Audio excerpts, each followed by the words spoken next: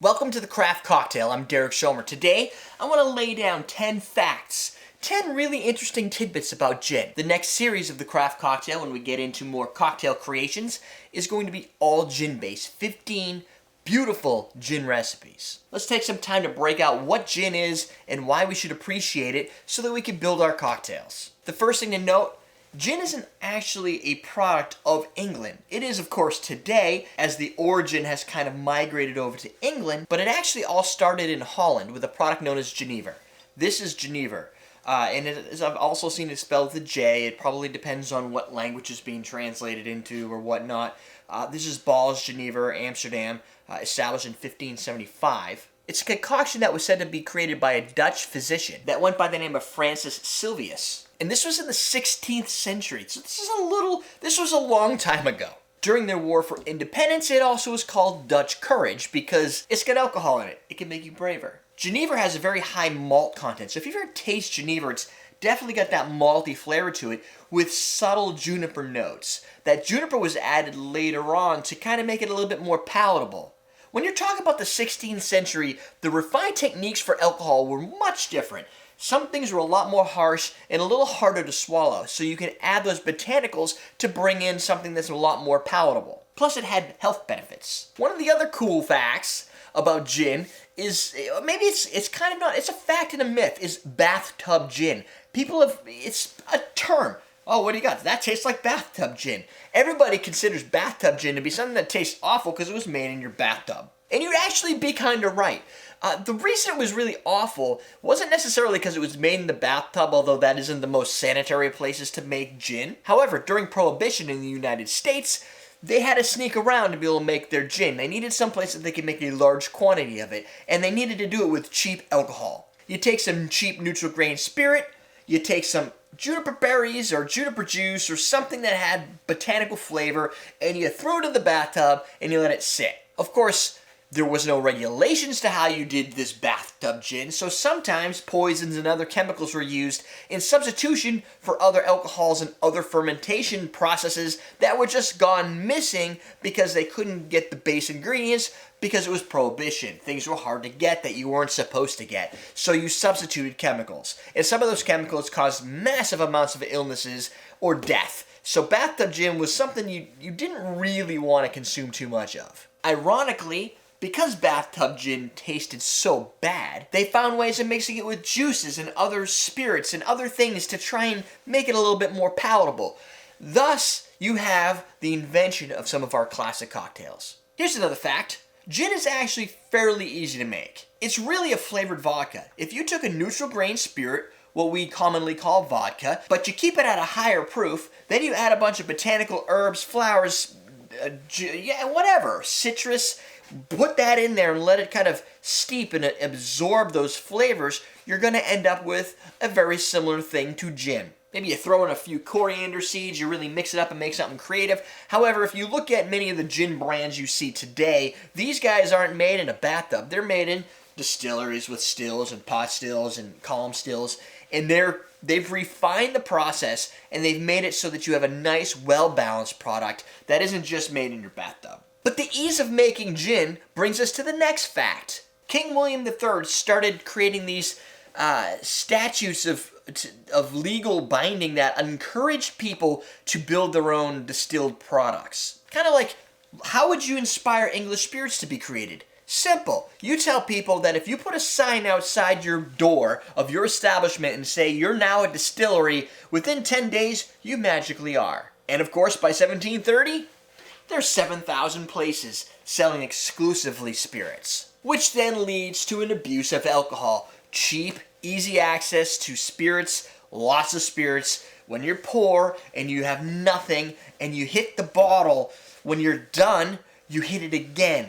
And eventually, if you're not dead, you're in a really bad way and society fails because of it. So, they had a bright idea. The government decided to increase taxes and increase the licensing costs to making gin. So now you couldn't just put a sign outside your door, you'd had to go and get a legal process license, which they'd make money on, and then you had to raise your prices, and there was this taxes involved, which It created a riot because drastic changes so quickly, really high, making it almost inaccessible for most people to get any type of English spirit, caused a problem. But that didn't stop gin production, it just made gin production funner to do illegally. At one point, there were 14 gallons of English spirits for every one male. In 1742, they removed this Gin Act, which put all these high, steep prices on everything. They got together with distillers, and everybody came together and made a real plan. A plan that does indeed raise the prices. It does make it more expensive. There are taxes involved, but they built a process around everything. They didn't make it super steep so that it was impossible to purchase. They just made it more expensive so it fit where it needed to be. And those rules and regulations, as they were set back then, are pretty much how England works today with their spirits. And it's all under government supervision, so all you get are the legal, outstanding, and upstanding citizens creating distilleries that exist today, as opposed to being able to create it in anybody's house, in bathtubs, wherever you want, by any rules you want. Rules, guidelines, government regulations, supervision, taxes, and a reasonable price. Here's another fact. Botanicals are expensive. Juniper berries, you can get a lot of berries, but when you start adding your coriander seeds, your cilantros, saffron, cardamom, and all the great things that go into creating the botanical infusions that you know as gin, they're expensive, especially at scale. When you're producing a large amount of product for a large population, it's a costly endeavor, which is why it's very tough to find a gin for sub $15 prices. Typically, you're looking 18 plus, 27, 24, 30, 60. There are prices that reflect both the top quality spirit and the hike for margin, but also because the spirit is actually harder to produce. It has costly ingredients. And another fact for you, gin is really designed for cocktails. How many times have you seen somebody doing gin shots? It doesn't happen very often. Well, as we've just learned, gin is a little bit more expensive. You could do vodka shots and you get the same effect. So why are you going to do it with gin? The botanicals and the infusions and the recipes that go into a lot of these products, if not all of these products, are designed to accent in specific cocktails. It might be as simple as a beautiful gin and tonic. It could be something like the Vesper. It could be a gin fix or a gin fizz or a gimlet. Those products are designed to accent inside of a cocktail. And consequently, a lot of those aromas and flavors come out when you dilute them and you bring in some of that chill and that ice and the shakes and the stirs. Here's a sad one for you. London dry gins aren't necessarily all made in London. As a matter of fact, many are not made in London. Beefeater's made in London. Most of these guys aren't made in London. Plymouth gin, not made in London, but it is made in Plymouth. London dry gin is more of a style. A style is London dry. You'll notice all of these over here are London dry styles outside of the genevere. These are American styles. They can be American dry, they can be made even in a London dry style, but at the same time, London dry represents the juniper forward flavor with a little bit of other botanicals mixed in. But it doesn't mean it was made in London. It's probably outside of London a little ways. Beefeater being the exception, this guy has been around since about 1820 in London and remains there today. In the 1900s, a lot of the distilleries left London and went elsewhere within England. They're still from England, they're just not exactly in the heart of London. Speaking of Plymouth gin, here's some cool historic facts for you. This product has existed since 1793, and it's also the oldest working distillery. That is because the building that you can find Plymouth gin in today dates back to the 1400s. In 1430, that building was a monastery. It was a malt house. They made apparently malt products for beer companies. Then, years later, it became a little bit of a prison. You know, you repurpose things. And then later still, it became a place to house refugees, a meeting area for nonconformists. But that's not what it's best remembered for from the Plymouth Gin Company. In 1620, the Pilgrim Fathers met at the Plymouth Distillery, before it was the Plymouth Distillery, for their final meeting before they walked from there down to this little raft that would send them to England. They called that raft the Mayflower. That little raft, or big ship, is integrated into the logo of Plymouth Gin. That's the reason you'll see the Mayflower on the logo of Plymouth Gin. For us in New England, we understand Plymouth Rock and the Pilgrims, and you can kind of put it together, but there's actual fact, historic fact, around the name, the brand, and why they use that in their logo. Here's a fact for you. Gin is actually a medicated spirit. It was built for medication. Not always, obviously, people drink gin for any reason they want to, but before modern medicine, gin housed a lot of the properties, especially with those botanical infusions, and some of the combinations that you bring gin in to be able to create home remedies that were delivered at scale. For instance, a gin gimlet, which has a combination of lime and gin in it, was used by the Royal Navy to halt scurvy. You needed to be able to bring citrus and lime and those vitamins to those sailors on the ocean, and you needed to keep that stuff stable and fresh. You do that by infusing it with alcohol. And the beauty of gin is it stabilized those flavors, gave you those botanicals, and it was very palatable. We're probably not talking about the most beautiful gin gimlet that you get at a craft bar.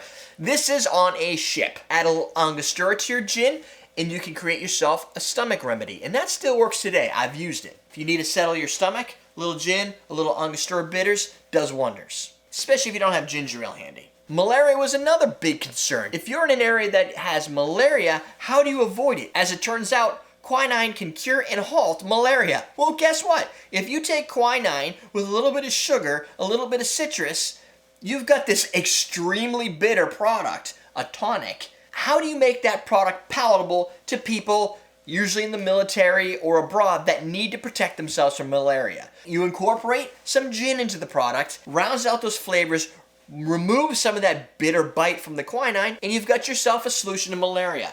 Back then, quinine was in a higher dosage within your tonics, which we don't do today. We have a lot less quinine in our tonic, so it doesn't give you that ultra crazy bitter flavor. Today, we drink gin and tonics for fun, not for malaria. At least I don't. There is no doubt more classic cocktails designed with gin than any other spirit. If you look back at our prior vodka series, linked here, the entire playlist of 15 cocktails, you'll notice that within those videos I've mentioned at multiple occasions that gin was either a substitute or came before the vodka. But when vodka became popular in the 1940s, gin kind of lost favor and vodka became a substitute in those drinks. So many of those classic vodka cocktails you may know and love were actually gin-based cocktails first. That doesn't even include the Gin Fix, the Gin Fizz, the Clover Club, Bee's Knees, and so many others. Then you have your higher, high-proof, crazy historic cocktails like the Vesper, a gin martini, which is the original martini.